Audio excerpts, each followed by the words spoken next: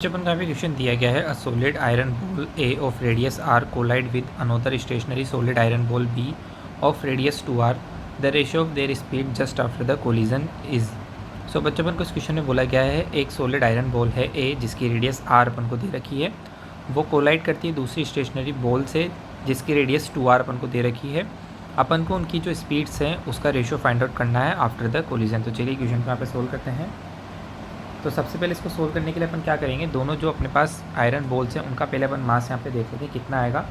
तो मास ऑफ ए की मैं बात करूँ तो देख लेते हैं, इसकी डेंसिटी अपन मान लेते हैं रो है, वॉल्यूम कितना हो जाएगा 4/3 पाई आर क्यूब। तो देखिए ये अपने पास कितना आ गया 4/3 रो पाई आर क्यूब, ठीक है। मास ऑफ बी की बात कर लेते हैं तो ये कितना हो जाएगा रो इंटू 4/3 पाई। इसके लिए जो रेडियस है वो कितनी है 2r का क्यूब। तो देखिए ये कितना हो जाएगा 2 का क्यूब हो जाएगा 8 into 4/3 pi R cube into rho, ठीक है। तो आप यहाँ पे देख भी सकते हैं कि जो मास ऑफ बी है वो क्या है 8 टाइम्स ऑफ मास ऑफ ए है, ठीक है। ये अपने पास मास ऑफ बी भी आ गया और मास ऑफ ए भी आ गया है, ठीक है। अब अपन यहाँ पे क्या लगाएंगे कंजर्वेशन ऑफ मोमेंटम लगाएंगे। तो अपन लिख सकते हैं कंजर्वेशन ऑफ मोमेंटम, ठीक है। कंजर्वेशन ऑफ मोमेंटम की अपन बात करें तो बॉल ए के लिए क्या हो जाएगा यहाँ पे मास ऑफ ए इस इंटू इसकी इनिशियल वेलोसिटी अपन यू मान लेते हैं प्लस मास ऑफ बी, ये तो रेस्ट में था, is equal to mass of A into V1 mass of B into V2, ठीक है। चलिए इसको थोड़ा सिंप्लीफाई करते हैं। तो इसको तो मास ऑफ ए ही लिख लेते हैं इंटू यू, ये ज़ीरो हो गया, ठीक है।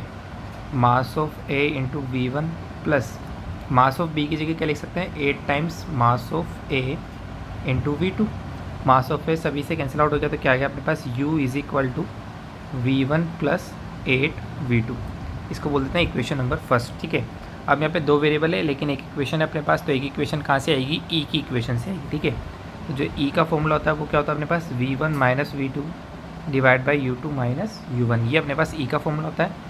ई अपन को दे रखा है 1/2 is equal to V1 minus V2, U2 कितना है 0, U1 कितना है U। तो यहाँ से क्या आ गया मेरे पास माइनस का U/2 is equal to V1 minus V2। और यदि मैं यहाँ से देखूँ V2 माइनस V1 तो कितना हो जाएगा U/2 यहाँ पे हो जाएगा। ये हो गया मेरे पास इक्वेशन नंबर 2। इक्वेशन 1 और 2 को क्या कर देते हैं ऐड कर देते हैं, तो 1 + 2। तो देखिए V1 तो क्या हो जाएगा कैंसिल आउट हो जाएगा, तो अपने पास क्या बचेगा 9V2 is equal to U plus U/2। ये हो गया मेरे पास 3U/2, ठीक है। तो यदि मैं यहाँ से V2 निकालूँ तो कितना हो जाएगा 3/2 इंटू U इंटू 1/9। तो ये हो गया मेरे पास 3 से ये 3 टाइम्स, ये हो गया U/6। तो V2 आ गया मेरे पास। अब यदि V1 निकालना है तो V1 कितना हो जाएगा मेरे पास V2 माइनस U/2।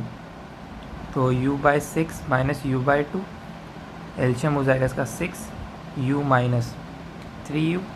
ये हो गया मेरे पास माइनस का 2U/6, तो इसका मेरे पास वैल्यू आ गई माइनस का U/3। ये V1 आ गया। अब अपन को क्या करना है इन दोनों का यहाँ पे रेशियो फाइंड आउट करना है V1 और V2 का। तो मेरे पास V1/V2 क्या आ जाएगा U/3 divide by U/6। Ratio negative नहीं आएगा इसलिए अपन ने सिर्फ यहाँ पे साइन कंसिडर नहीं किया है, ठीक है। तो ये कितना आ जाएगा अपने पास 2 के बराबर आ जाएगा। तो इन दोनों का जो रेशियो होगा वो कितना हो जाएगा 2 हो जाएगा। Thank you.